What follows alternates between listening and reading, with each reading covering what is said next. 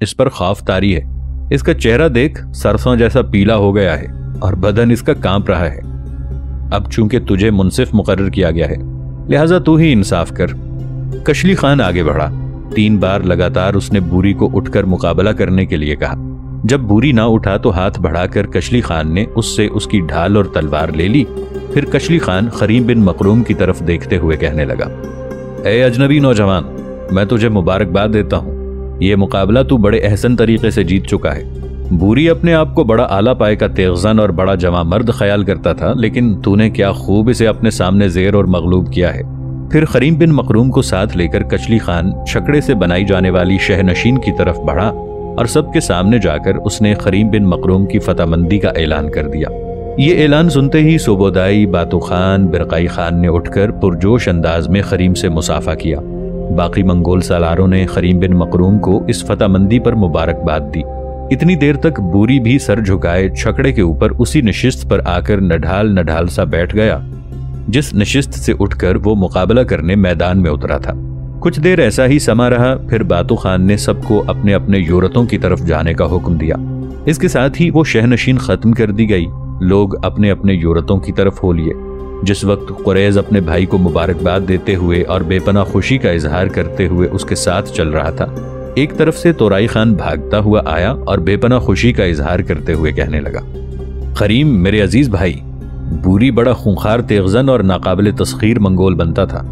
तूने उसकी उम्मीदों के हरे साहिलों को दर्द व अलम की शरह, लहू में भागती उसकी ख्वाहिशों को धुआं धुआं शाम के अलाव में तब्दील करके रख दिया है। मैं तुझे तेरी जलाली आबरू, फातिहाना वक़ार जैसी फतहमंदी और शोला बेदार और खंजर की जबान जैसी जुर्रतमंदी पर सलाम पेश करता हूँ। कसम खुदावंद कुद्दूस की, तुम जैसे चट्टानों में ढले नौजवान और शाहीन सिफत मुजाहिद ही को ऐसी कामयाबी और फाजमंदी जेब देती है। इब्ने मकरूम, तूने क्या खूब बूरी के इरादों की हर इल्लत, उसकी हजीमत के हर उसूल को अनाद और अदावत, उक़ूबत अजाब की दलदल में डबो के रख दिया। तुराई खान जब अपनी बात खत्म कर चुका तब तेज तेज चलते हुए बाशकीरी सरदार कोचमान और करगिज सरदार गोचलोक भी करीम बिन मकरूम के पास आए और इंतहा दर्जे की मसरत का इजहार करते हुए उसे उसकी फतहमंदी पर मुबारकबाद देने लगे। फिर चलते चलते जब वो सब करीम और कुरैज अपने योरत के पास आए तो अचानक सामने की तरफ से तकरीबन भागती हुई हसीन व खूबसूरत बशार आई और बड़े खुशकुन अंदाज में करीम बिन मकरूम को मुखातिब करते हुए कहने लगी, मैं आपको इस शानदार फतह और बेमिसाल कामयाबी पर मुबारकबाद देती हूँ। करीम बिन मकरूम और दूसरे सब लोगों ने महसूस किया कि बशार का अंदाज ऐसा था जैसे वो ख्यालात की लहर लहर को ज़ेबाई और चेहरों की यादों को निखार अता कर देगी। करीम बिन मकरूम से गुफ्तगू करते वक्त उसके लबों की भीगी कलियां इस तरह मुतहर्रक हुई थीं जैसे शफक के अहमरी होंठ नगमे बखेरने की इब्तदा कर चुके हों। उसकी बल खाती झिलमिलाती बाहों में ढलकता उसका आंचल उसे और ज्यादा पुरकशिश बनाए हुए था और कांच और बलोर से तराशे उसके बदन के हशर उठाए आज़ा के उभार उसे क़यामत खेजियों से आरास्ता कर रहे थे। उसका चेहरा ऐसे गुलाबी हो रहा था जैसे शफक रंगों से आरास्ता औताकों में अंजमों में जल उठते हों। उसके चेहरे पर खुशी के आसार इस अंदाज में रक्स कुना थे जैसे झरनों का सा रक्स करते कंवल, जैसे शीशे के तालाब में रक्स कुना मुसर्रतों का गहरा सुरूर अपने काम की इब्तदा कर चुका हो। बशार के मुबारकबाद देने पर करीम बिन मकरूम उसे मुखातिब करके कुछ कहना ही चाहता था कि बशार के पीछे पीछे उसकी माँ समनाई भी आ गई थी। उसने आगे बढ़कर करीम बिन मकरूम के शाने पर हाथ फेरा, लामहदूद खुशियों का इजहार करते हुए उसे मुबारकबाद दी। फिर समनाई करीम बिन मकरूम को मुखातिब करते हुए कह रही थी, करीम मेरे बेटे, मैंने तुझे तेरी फतहमंदी पर मुबारकबाद तो दे दी, साथ ही मैं तुमसे ये भी कहूंगी कि आज दोपहर और फिर शाम दोनों वक्त का खाना तुम हमारे यूरत में खाओगे।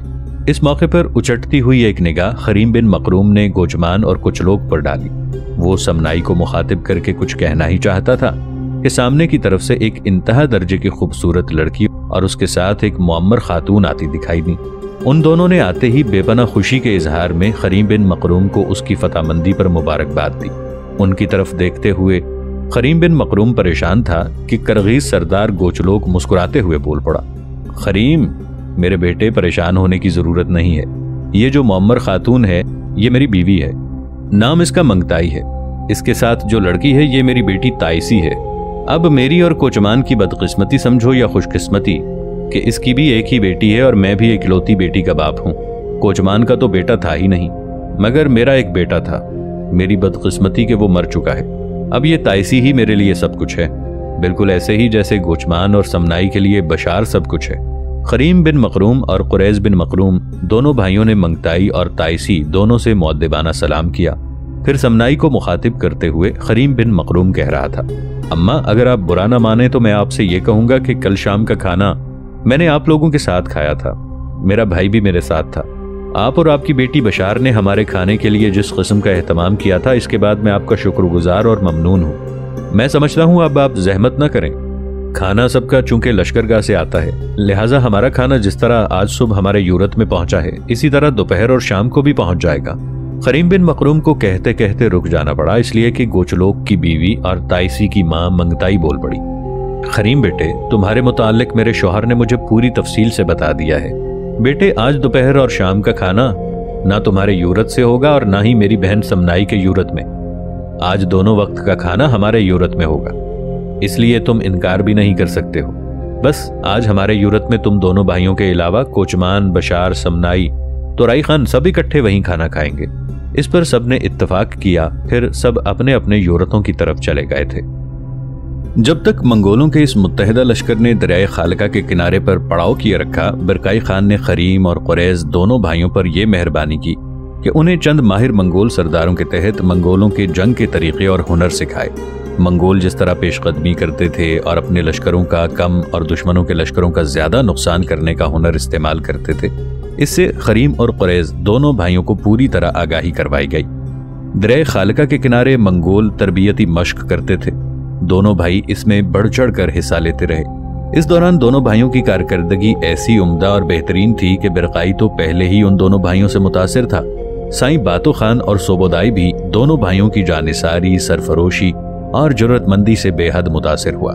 लिहाजा बातो खान और सोबोदाई से मशवरा करने के बाद बरकाई ने खरीम बिन मखरूम को लश्कर के एक ऐसे हिस्से का कमांडर मुकर्रर कर दिया था जिसमें मुख्तलिफ नस्लों के तुर्क शामिल थे। बातो और बरकाई खान ने अपने जो सफीर रूसियों के शहर अयाजान की तरफ भिजवाए थे, रूसियों ने यह हिमाकत की कि मंगोलों के उन सफीरों को मुनासिब जवाब देने की बजाय उन सफीरों को कत्ल कर दिया और अपने सफीर कत्ल होने पर मंगोल क़यामत ढा देने वाले थे। जब मंगोल सफीरों के कत्ल की इत्तला मंगोलों के लश्कर में पहुंची तो फिलफार किसी रद्द अमल का इजहार न किया गया। सोबदाई, बातो और बरकाई खान को मौसम सरमा के आगाज का इंतजार था, इसलिए कि बर्फबारी में नदी नाले बर्फानी सरजमीनों में जम जाते थे और उन्हें उबूर करना मंगोलों के लिए बड़ा आसान होता था। नाजरीन, आगे बढ़ने से पहले कमेंट सेक्शन में हमें अपनी आरा से जरूर आगाह कीजिएगा कि आपको हमारी ये सीरीज कैसी लग रही है। आइंदा आने वाली इक़्साद से बाखबर रहने के लिए हमारे चैनल को सब्सक्राइब कर लें और साथ मौजूद बेल आइकॉन को जरूर क्लिक कर लें। शुक्रिया। इस दौरान मंगोलों ने जो दूसरा काम किया वो ये कि बल्गारियों के शहरों को फतह करने के साथ साथ दरियाए वोल्गा की जिन कुव्वतों को उन्होंने शिकस्त दी थी, वहां के शिकस्त खुर्दा अनासिर को उन्होंने अपने लश्कर में शामिल करके उन्हें अपने तरीके जंग के मुताबिक तरबियत देना शुरू कर दी। इस तरह वो अपने लश्कर में इजाफा करते जा रहे थे। इसके अलावा मंगोल अपने मरहूम खाकान चंगेज खान के उसूलों को भी अपनाए हुए थे, इसलिए कि चंगेज खान का उसूल था कि मंगोल अपने दुश्मन की तरफ आहिस्ता आहिस्ता दर्जा बदर्जा आगे बढ़ें। जब एक खित्ते को फतह कर चुके हैं तो वहां की बची कुची आबादी इकट्ठी की जाए, घोड़ों के गल्ले पकड़ लिए जाएं और शिकस्त खुर्दा अनासिर या तो अपने लश्कर में जबरदस्ती भर्ती कर लिए जाएं या उन्हें असीराने जंग की तरह हंकाया जाए और अगले खित्तों में उन्हें अपने लश्कर के आगे आगे रखा जाए। इस तरह असीर कौमों के अफराद को अपने सामने रखते हुए और उन्हें अपने लिए ढाल और सिपर के तौर पर इस्तेमाल करते हुए मंगोल उनकी आड़ में पेशकदमी करना चाहते थे। इस तरह मंगोलों के दस्तों का ज्यादा जानी नुकसान न होने पाता था। सामने वो असीर कौमों के अफराद को रखते थे और पुश्त की तरफ से उन्हें कोई खतरा नहीं होता था, इसलिए कि अक़ब में पहले से मफतूहा खित्ते में कोई आबादी बाकी रहती ही नहीं थी जो उनके खिलाफ बगावत खड़ी करने की कोशिश करे। जिन रास्तों से वो गुजरते उन शाहराहों पर चौकियां होती जो अमन और इंतजाम बाकी रखती। अगर उनके पीछे कुछ लोग बच भी जाते तो उन्हें मंगोलों के दोबारा हमले का इस कदर डर और खौफ होता कि वो मंगोलों के करीब जाने का सोच भी ना सकते थे। जब सरमा शुरू हुआ तो मंगोलों ने रूस के अंदरूनी इलाके के अंदर पेशकदमी शुरू की। उनका रुख शिमाल मगरिब की तरफ था, बज़ाहिर हर देखने वाली आंख मंगोलों के रूस पर हमले को हिमाकत ख्याल करती थी।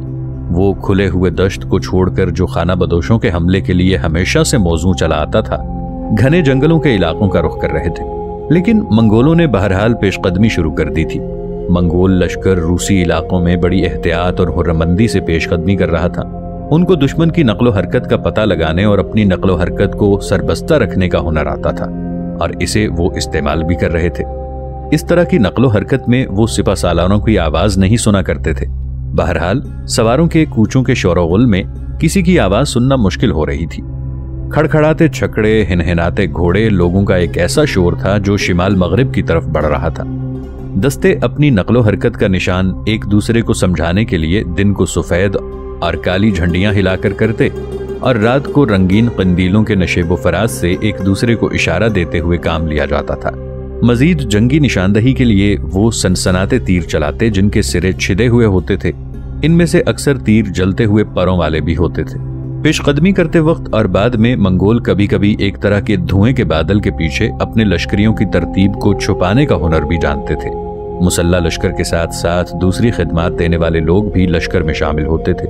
मसलन तरह तरह की बोलियों की तर्जुमानी करने वाले उम्दा किस्म के चीनी और मुसलमान तबीब, इसके अलावा सरजमीनों का इंतजाम करने वाले, मालो अमवाल का हिसाब किताब करने वाले, और फिर लश्कर के पीछे कुछ लोगों को रखा जाता जो लश्कर के पीछे रहते और गुमशुदा चीजें इकट्ठी करते चले जाते। इसके अलावा मंगोल लश्कर के पीछे पीछे चरवाहे होते, बढ़ई होते जो घोड़ों और जानवरों के क़याम के बारे में सराय और अस्तबल बनाते जाते, और साथ ही साथ रसर रसाइल का सिलसिला भी कायम करते जाते थे। लाखों अफराद पर मुश्तमिल मंगोलों का ये लश्कर अपनी मंजिल की तरफ रवां दवां था, और उनकी मंजिल रूसियों का शहर अयाजान था। हैरत की बात है कि उस दौर में नक्शों और मकनातीसी पैमानों के बगैर मंगोल बेहतरीन अंदाज में अपने हदफ की तरफ कूच कर रहे थे। ये इलाका उनके लिए नया था, और उन्हें यह भी इल्म न था कि रास्ते के इख्तिताम पर किस किस्म का इलाका आएगा, और सैकड़ों हजारों मुरब्बा मील के इलाके में किस किस तरह के और किस तादाद में दुश्मनों से पाला पड़ेगा। लेकिन कूच करने वाले इन मंगोलों को अपनी जुर्रतमंदी और अपनी इज्जत पर पूरा और कामिल एतमाद था, और ये कि दुश्मन के मुकाबले में शिकस्त का तसव्वुर उनके हाशियाए ख्याल तक आता नहीं था। मुख्तलिफ दर्रों से गुजरते हुए कभी मैदानों में बरामद होते, कभी घने जंगलों से गुजरते, साजो सामान और मवेशी अपने साथ हंकाए लिए जाते। जाहिर बीन आंख यही ख्याल करती थी कि दश्त के रहने वाले घने जंगलों की लड़ाई में कामयाब नहीं रहेंगे, लेकिन मंगोल जंग का वसी तजर्बा रखते थे। वो जानते थे कि जंगलों के अंदर उनके खिलाफ मुदाफियत होगी, इसलिए उन्होंने इस मुदाफियत को खत्म करने के लिए अपने लश्कर का एक हिस्सा आगे रखा जो दुश्वार गुजार रास्तों को साफ करता चला जाता, जंगलों को काट कर वसी शाहराहों में तब्दील कर दिया जाता। उन्होंने वस्त सरमा में रूसियों के शहर अयाजान की तरफ पेशकदमी की थी, और वस्त सरमा में यलगार से फायदा यह था कि यखबस्ता दरियाओं को उबूर करना आसान था। उस जमाने में रूसियों को मंगोलों के हमले की तवक्को नहीं हो सकती थी, और वो शहरों में गल्ले और गोश्त के गुदामों के साथ जमा हो गए थे। अयाजान शहर तक रास्ते में पड़ने वाले दरख्तों को काट कर मंगोलों ने अपनी नकलो हरकत के लिए एक वसी शाहराह तैयार कर ली थी। मंगोलों ने अयाजान के हुक्मरानों से हर चीज का 10वां हिस्सा मांगा था, और ये एक तरह का शहर के हुक्मरानों से मंगोलों का खिराज था। लेकिन शहर के हुक्मरानों ने मंगोलों के इस पैगाम को कोई अहमियत न दी। उन्होंने न सिर्फ ये कि मंगोल सफीरों को शहर में दाखिल न होने दिया, बल्कि शहर से बाहर ही उनका खात्मा कर दिया गया, और एक कासिद के हाथ मंगोलों की तरफ ये पैगाम भिजवा दिया कि जब हम खत्म हो जाएंगे तो हर शय तुम्हारी होगी। साथ ही उन्होंने मंगोलों के खिलाफ व्लादिमीर के हुक्मरान बूरी से मदद तलब की। अयाजान के करीब जो सबसे बड़ी रूसी कुव्वत थी वो व्लादिमीर का हुक्मरान यूरी था। इसका पूरा नाम किन्याज यूरी था। इसके पास काफी बड़ा लश्कर था। इसने अयाजान के हुक्मरानों के पैगाम को कोई अहमियत न दी। दरअसल ये अयाजान के हुक्मरानों के साथ मिलकर मंगोलों का मुकाबला नहीं करना चाहता था। इसका इरादा था कि वो अकेला अपनी बेपना अस्करी कुव्वत के साथ मंगोलों से मुकाबला करेगा और हर सूरत में उन्हें पसपा करके बदतरीन शिकस्त से दो चार करेगा। इस बिना पर उसने अयाजान के हुक्मरानों के पैगाम को कोई अहमियत ना दी। अयाजान के हुक्मरानों ने जिन दूसरे हुक्मरानों की तरफ मदद के लिए पैगाम भेजा, उनके बड़े शहरों के नाम मॉस्को, सुजदाल, रोस्तोफ और यादल सलादिल थे।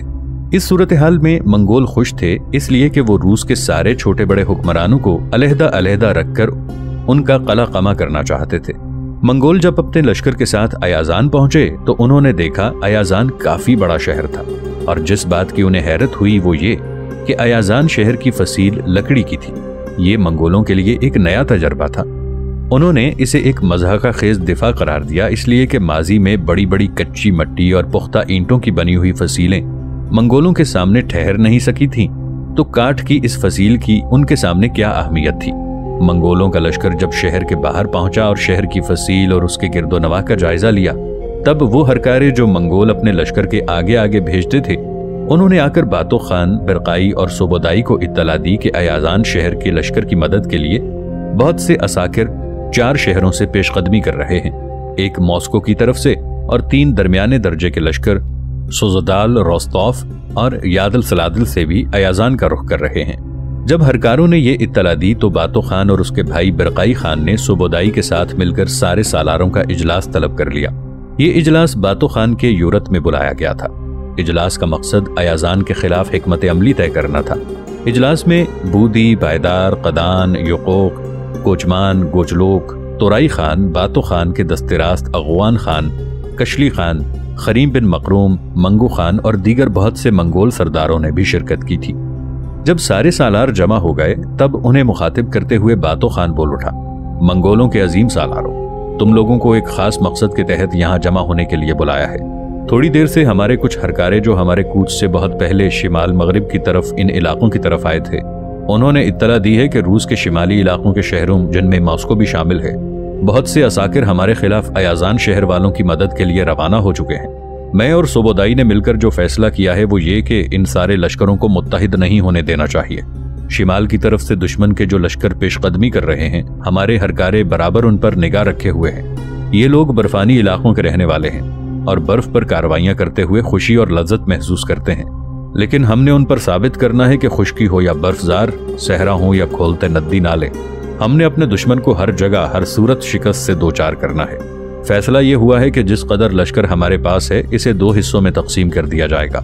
एक हिस्सा यहाँ रहते हुए अयाजान पर हमलावर होगा। मुझे उम्मीद है अयाजान हमारे सामने ज्यादा देर तक ठहर नहीं सकेगा, इसलिए कि शहर का हम जायजा ले चुके हैं। ये पहला शहर है जिसकी फसील हमने देखी है लकड़ी की बनी हुई है, जो हमारे सामने चंद लम्हे ठहर नहीं सकेगी। लश्कर का दूसरा हिस्सा यहाँ से अभी और इसी वक्त शिमाल की तरफ कूच करेगा, और अगर शिमाल की तरफ से आने वाले लश्कर मुख्तलिफ हिस्सों में बंटकर अयाजान की तरफ बढ़ते हैं तो हमारे लश्कर का वो हिस्सा भी जो शिमाल की तरफ बढ़ेगा अपने आप को मुख्तलिफ हिस्सों में तकसीम करेगा और शिमाल की तरफ से आने वाले लश्करियों का वो सामना भी करेगा। कोशिश ये करनी है कि शिमाल की तरफ से वारिद होने वाले लश्करियों में से कोई भी अयाजान की हुदूद में दाखिल न होने पाए। जो असल वाकया था वो मैंने तुम्हारे सामने बयान कर दिया है। अब सब मिलकर आपस में मशवरा करो कि यहाँ अयाजान के मुहासरे में किस किस ने रहना है, और जो लश्कर शिमाल से आने वाले असाकिर को रोकेगा उसमें कौन कौन शामिल होगा। ये फैसला मैं तुम पर छोड़ता हूँ। वैसे मैंने और सोबोदाई ने मिलकर पहले से एक फैसला किया हुआ है। अगर तुम लोग इससे इत्तेफाक नहीं करोगे तो फिर जो फैसला तुम करोगे वही हमारे लिए आखिरी होगा। बातो खान जब खामोश हुआ तो बड़ी इरादतमंदी का इजहार करते हुए मंगोल सरदार कशली खान बोल उठा, साईं खान, क्या ऐसा मुमकिन नहीं कि जो फैसला आप और मोहतरम सोबोदाई ने मिलकर किया है उसे ही आखिरी शक्ल दे दी जाए? मेरे ख्याल में इस फैसले से आप लोग हमें आगाह करते हैं तो हम में से कोई भी इसके खिलाफ आवाज नहीं उठाएगा। सब मंगोल सरदार कशली खान के इन अल्फाज से इत्तफाक करने लगे। इस सूरत हाल पर बातो खान ने अपने पहलू में बैठे सोबोदाई की तरफ देखा और उसे कहने लगा, सोबोदाई मेरे अजीज, जो फैसला हुआ है इससे अब तुम खुद ही इन लोगों को आगाह कर दो। इस पर सोबोदाई ने खंकारते हुए गला साफ किया और सारे मंगोल सरदारों को मुखातिब करते हुए वो कह रहा था, मेरे अजीजों, साईं बातो के साथ मिलकर जो फैसला मैंने किया है वो कुछ यूं है कि मैं और बातो खान दोनों एक हिस्से को लेकर यहीं पड़ाव रखेंगे और मिलकर अयाजान शहर फतह करेंगे। जहां तक दूसरे हिस्से का ताल्लुक है इसकी कमानदारी बिरकाई खान के पास होगी। जो लश्कर यहाँ मेरे और बातो खान के पास रहेगा इसमें बायदार, बूरी, कायदो, कदान और कोयोक शामिल होंगे। जो लश्कर बिरकाई की सरकर्दगी में शिमाल के बर्फस्तानों का रुख करेगा इसमें नया होनहार सालार खरीम बिन मकरूम, बाशकीरी सरदार कोचमान, करगीजी सरदार गोचलोक, इसके अलावा बुजुर्ग मंगोल सरदारों में से कशली खान और नौजवान सरदारों में से तोराई खान भी बिरकाई खान के साथ शिमाल की तरफ कूच करेंगे। इसके अलावा कुछ छोटे सालार भी इनके हमरा शिमाल का रुख करेंगे।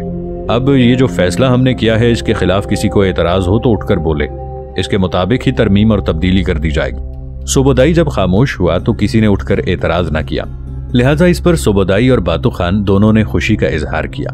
फिर वहीं लश्कर को 2 हिस्सों में तकसीम कर दिया गया। एक हिस्से को लेकर बिरकाई खान ने शिमाल की तरफ कूच किया, जबकि दूसरा हिस्सा जो सोबोदाई और बातो खान की सरकर्दगी में था वो रूसियों के शहर अयाजान पर हमला आवर होने के लिए पर तोलने लगा था।